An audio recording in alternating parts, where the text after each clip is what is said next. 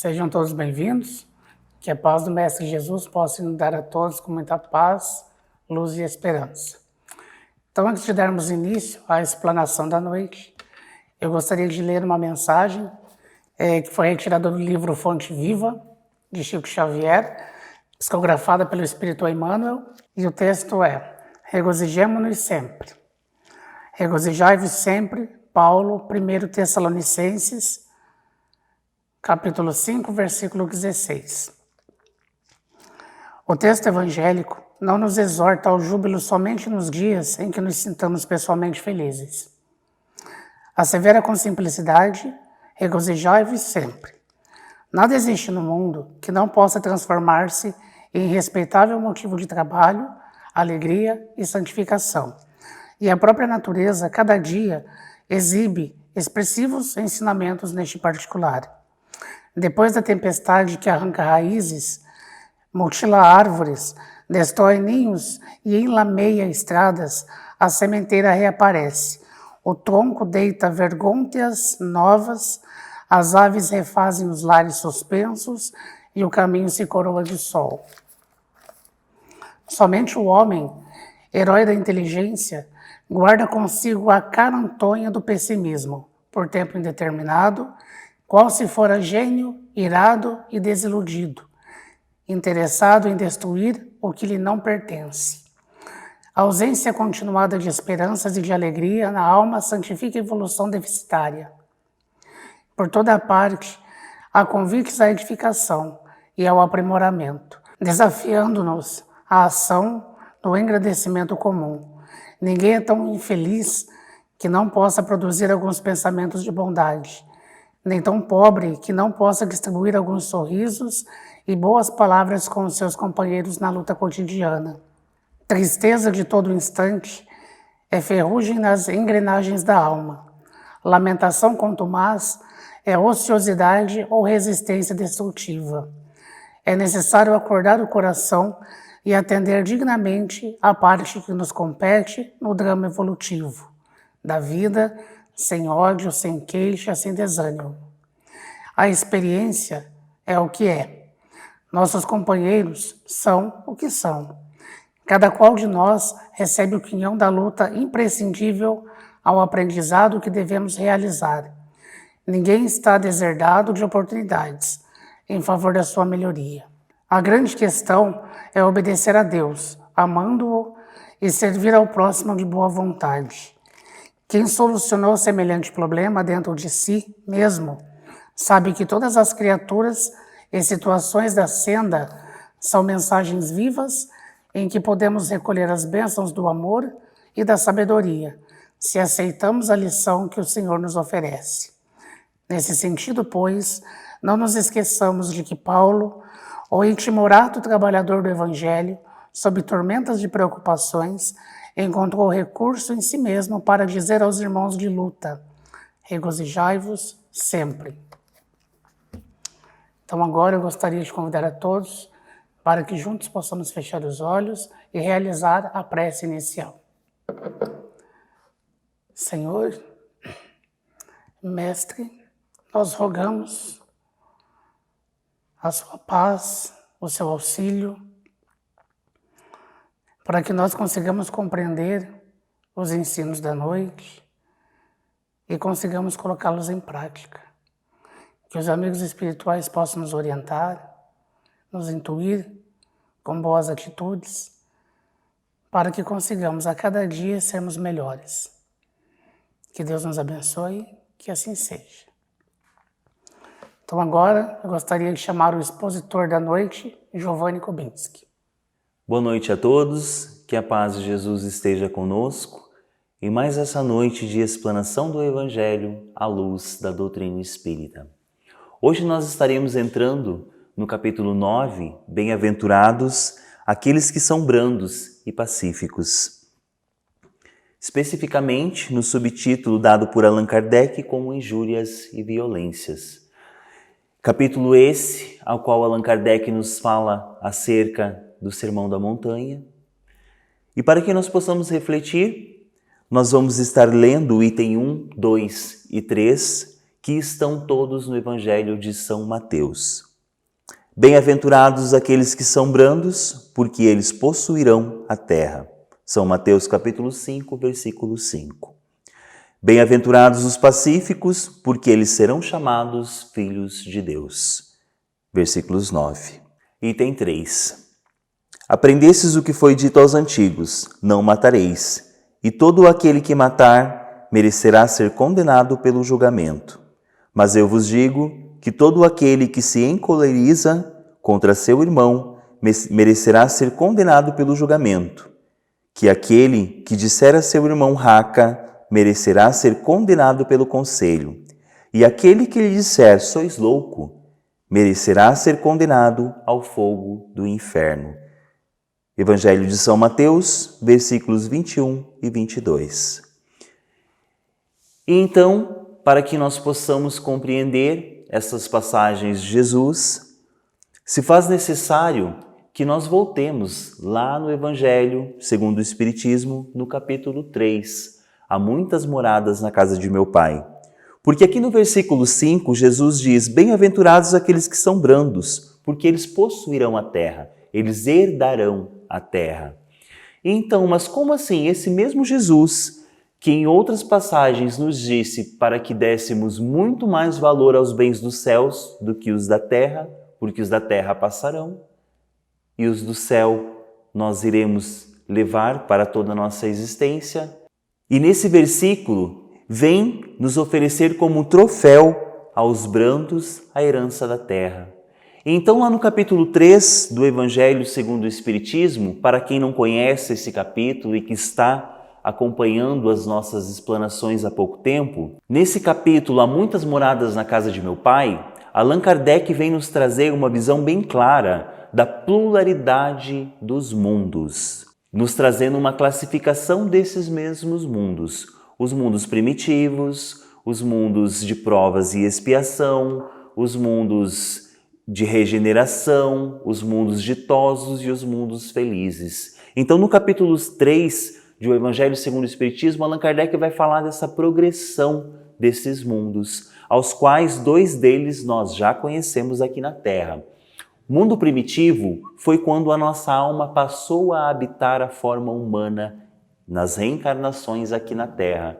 Então, se nós voltarmos lá na nossa história, nós vamos lembrar daquela época em que nós começamos a desenvolver o raciocínio, nos diferenciamos dos outros seres contemporâneos conosco, outros primatas, outros primos. E então, nós passamos a desenvolver o raciocínio, mas por muitas décadas, muitos séculos, nós fomos domados pelos nossos instintos, nós éramos conduzidos por eles. Então nós caçávamos, nós nos alimentávamos de outras espécies e aos poucos, com o passar de muitos séculos, passamos a desenvolver a sociedade.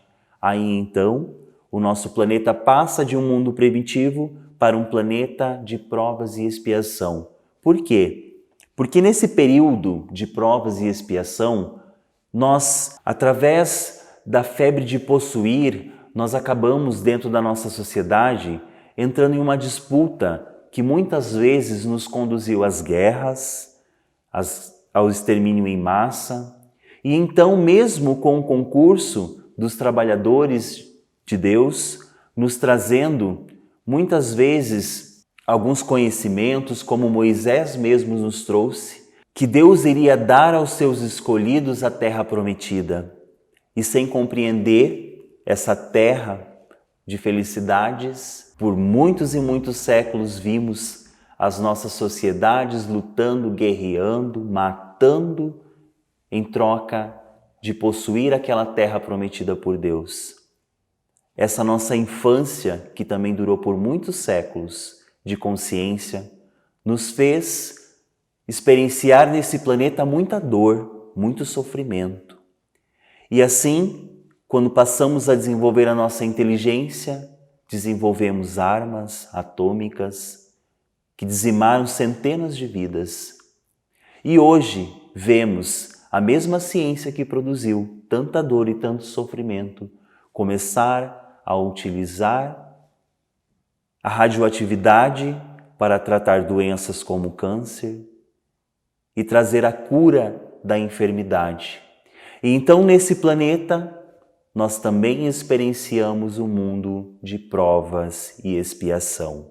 Erramos, mas também aprendemos a transformar o nosso erro em benefício do nosso próximo. Allan Kardec também nos classifica esses mundos como mundos de regeneração, mundos ditosos e mundos felizes, sendo os mundos felizes aonde a dor já não mais existem, aonde as doenças foram todas tratadas, aonde habitam espíritos felizes, aonde não existe desigualdade social, aonde não existe nenhum tipo de sofrimento.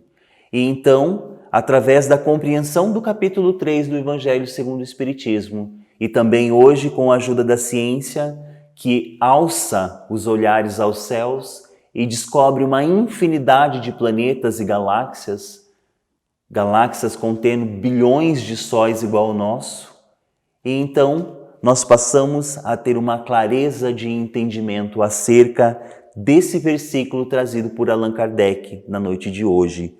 Bem-aventurados aqueles que são brandos, porque herdarão a terra. E Jesus estava falando do nosso planeta Terra, porque o nosso planeta Terra, ele está destinado a ser um planeta feliz. Ele está destinado a ser um planeta ditoso.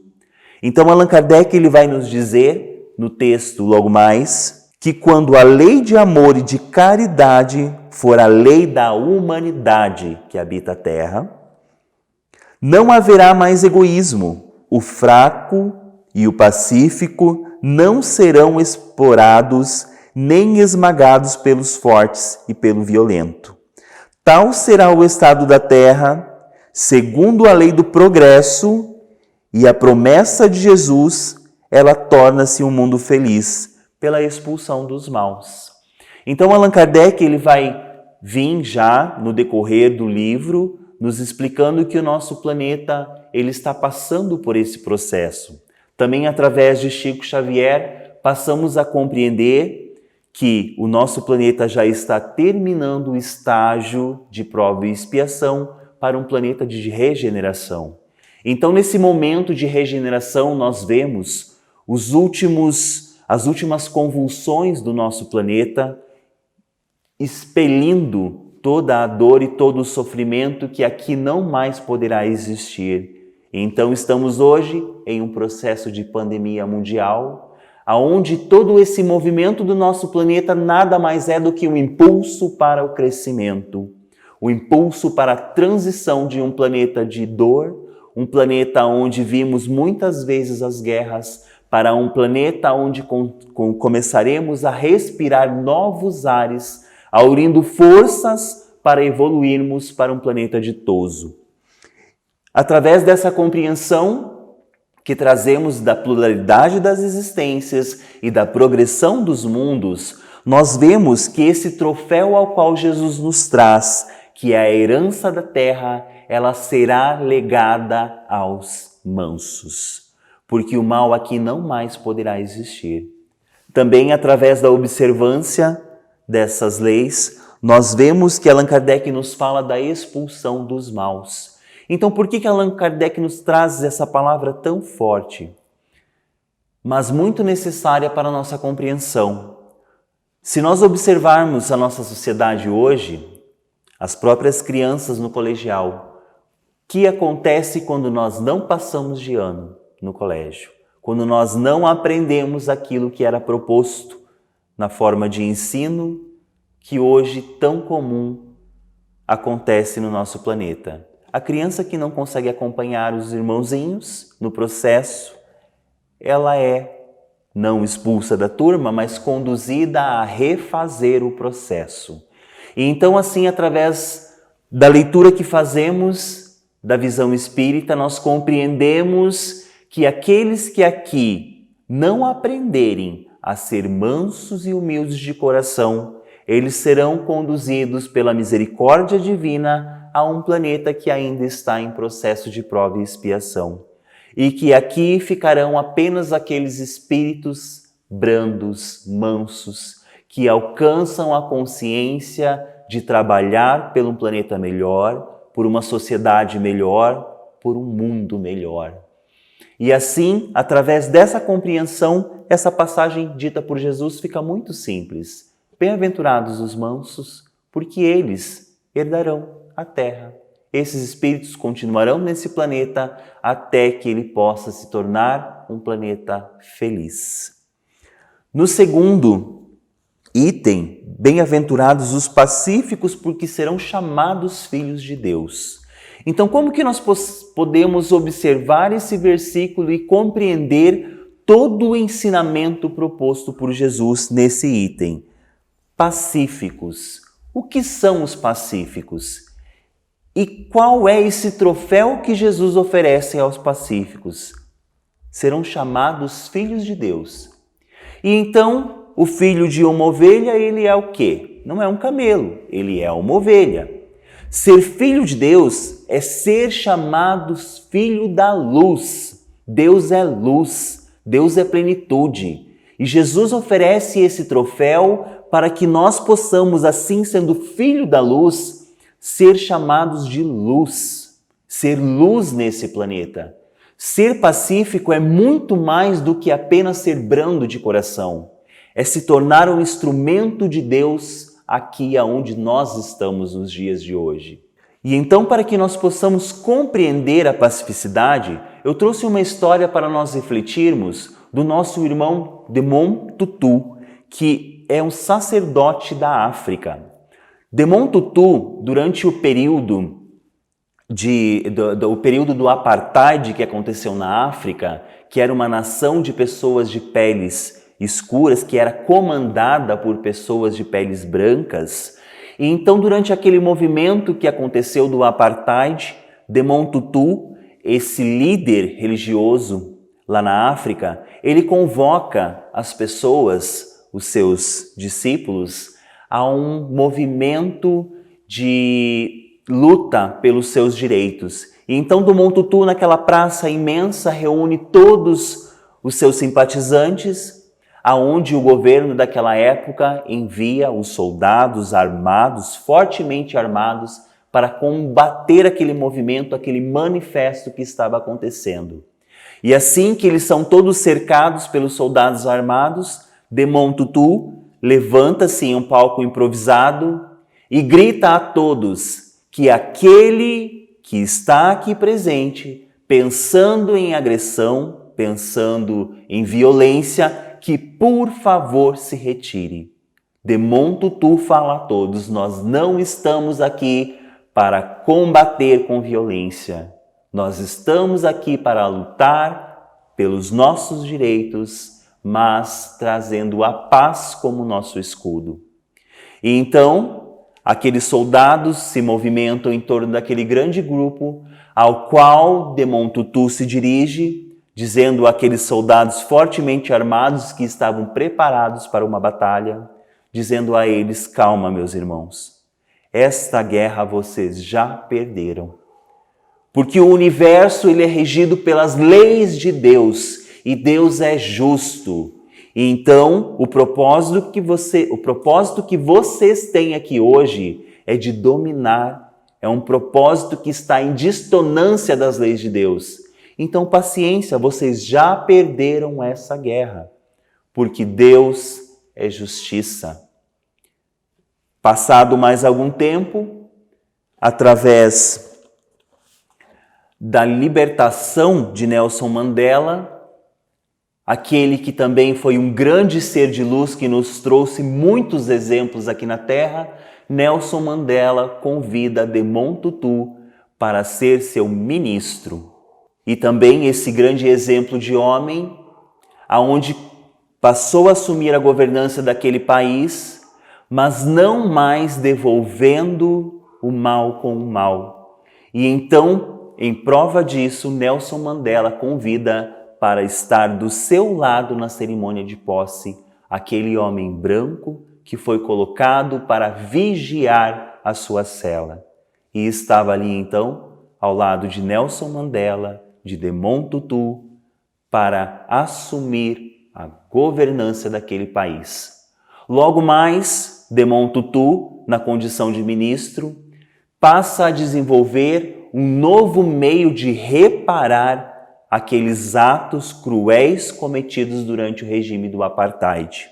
E então Desmond Tutu traz os agressores, traz as famílias lesadas, as pessoas prejudicadas e tenta reparar todos os danos possíveis, mas, acima de tudo, Desmond Tutu orienta aquele agressor, incentivando-o a pedir desculpas às famílias que foram agredidas. E por esse motivo, Desmond Tutu recebe o Prêmio Nobel da Paz. Porque compreendeu que em uma sociedade onde a guerra não poderia mais existir, onde a dor e o sofrimento tivera prejudicado centenas e milhares de famílias. E na cerimônia de posse de Nelson Mandela, ele começa a sua cerimônia dizendo: se nós implantarmos aqui na África o olho por olho, o dente por dente, nós teremos uma nação de cegos e banguelos. Porque devolver o mal com o mal não é a solução. A solução para combater o mal é promover o bem. Este é um claro exemplo de um espírito pacificador. Aquele que, na condição de ter compreendido o seu estado aqui na Terra, ele luta para pacificar o mal, para corrigir aquilo que está errado. Logo mais, lá na Índia, se nós tomarmos, por exemplo, o nosso irmão muito conhecido por todos, Gandhi, nós também vamos ter um grande exemplo de um pacificador, porque Gandhi, um dia caminhando por uma rua em seu país, ele vê de frente um soldado que vem em sua direção, e aquele soldado grande, robusto, forte, ao se deparar de frente com Gandhi, levanta a mão e esmurra a face de Gandhi, fazendo com que ele caísse ao chão. Gandhi, com toda a sua humildade, levanta, chacoalha as vestes da poeira. E então aquele soldado novamente volta-se para Gandhi e desfere outro soco na sua face, fazendo com que Gandhi novamente caísse ao chão. Naquele momento toda a população já começava a agir em volta daquela situação, querendo devolver violência com violência, quando Gandhi levanta-se novamente, chacoalha as suas vestes e diz: calma, meus irmãos, não reagiremos. Revoltado com a situação, aquele soldado se volta para Gandhi e diz a ele: quem te ensinou a ser este covarde que você é? E com toda a autoridade moral sobre aquele soldado que Gandhi possuía, Gandhi olha para ele e aponta em seu pescoço e diz: esse que está preso à cruz, a qual você traz no peito. Possuidor de toda aquela autoridade moral, de todo aquele magnetismo, de pronto aquele soldado cai de joelhos aos pés de Gandhi em lágrimas, porque compreendera ele aquele grande mestre ao qual ele se intitulava cristão. Aquele mesmo mestre que disse a João: João, embainha a tua espada, porque quem com ferro fere, com ferro será ferido. E assim, nós passamos através da observância desses dois grandes espíritos que habitaram a Terra, através desses dois grandes exemplos de pacificação, refletir acerca do nosso dia a dia, da nossa vida. Jesus, ele lega aos pacificadores o direito de ser chamados filhos de Deus, porque ser filho de Deus é ser luz, é levar o bem, é ser coadjudante de Deus aqui na terra, é promover a justiça de Deus para os nossos semelhantes.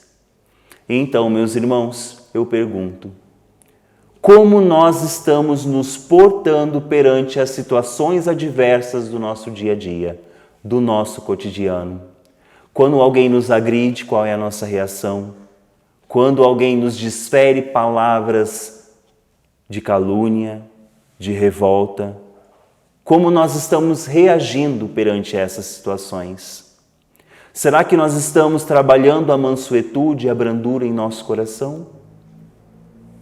Será que quando o irmão nos fecha na rua, na estrada com o carro, nós permitimos que aquele irmão passe ou nós metemos a mão na buzina? Será que quando alguém nos trata com agressividade, nós calamos? Será que nós estamos aprendendo os ensinamentos trazidos por Jesus há mais de 2000 anos nesse planeta? Ou será que nós estamos apenas abraçando o título de cristãos, mas muitas vezes sem nem ao menos refletirmos acerca do Evangelho de Jesus, acerca dos seus ensinamentos? Bem-aventurados os pacificadores, porque eles possuirão a terra. Quando alguém nos fere, quando alguém nos agride, quando alguém se revolta contra nós, recordemos dos ensinamentos daquele grande Espírito que habitou a terra. Recordemos dos ensinamentos de Jesus. Devolver o mal é apenas causar feridas e mais feridas. Assim como nos diz Emmanuel, aquele que fere, aquele que devolve o mal com o mal apenas gera ferida. Então pensemos, se uma pessoa me ofende, me fere, me caluniia, e eu em troca devolvo aquilo, eu estou fazendo o quê? Eu estou devolvendo ferida. É devolver ferida com ferida. E se o parente daquele vem e me agride porque eu o agredi, então serão 3 pessoas feridas. Então o mal ele só tem a capacidade de gerar mais mal. A ferida só gera ferida se não for tratada. Está na nossa responsabilidade conquistar um planeta feliz, está na responsabilidade de cada um. E eu deixo aqui uma receita muito simples, que é através da meditação. Se nós, antes de dormirmos, separarmos 2 minutos para nós voltarmos e repassarmos na nossa mente o nosso dia, quais foram as situações ao qual nós reagimos com indiferença, com agressão, qual foi as situações que aconteceram do nosso dia que nós devolvemos o mal com o mal. E assim, meus irmãos, através da autoanálise, nós estaremos identificando em nós o que precisa ser mudado. E então, no outro dia, quando alguém nos ofende, nós iremos pensar 2 vezes. Se nós voltarmos e repensarmos o nosso dia, identificarmos aonde nós estamos falhando, no outro dia, quando aquilo acontecer de novo, nós não vamos mais errar. Porque nós temos ao nosso lado o auxílio do grande governador espiritual desse planeta. Nós temos o auxílio do nosso anjo guardião, nós temos as pessoas que nos ajudarão a nos melhorar, ao passo que nós tomemos essa decisão. E então, logo mais, refletindo no item 3, aonde Jesus nos traz a questão de que aprendesses o que foi dito aos antigos, não matarás, mas todo aquele que matar merecerá ser condenado ao julgamento. E logo mais nesse item, Jesus ele traz muitas palavras muito fortes, condenando ao fogo do inferno aquele que apenas chamar o outro de louco, condenando aquele irmão que diz ao outro raca, que na época era uma expressão, na época de Jesus, era uma expressão que se dizia escarrando e cuspindo, raca, no lado, na sua lateral. Então essa expressão ela queria dizer homem de má fé. Então Jesus ele pega e condena que todo aquele que se volte contra o outro, todo aquele que julgue ou aquele que agrida o outro com palavras, ele é merecedor do fogo do inferno. Expressão essa muito forte. E por que Jesus faz com que nós reflitamos acerca de um simples ato de dirigir uma palavra ruim ao outro seja um ato tão ruim?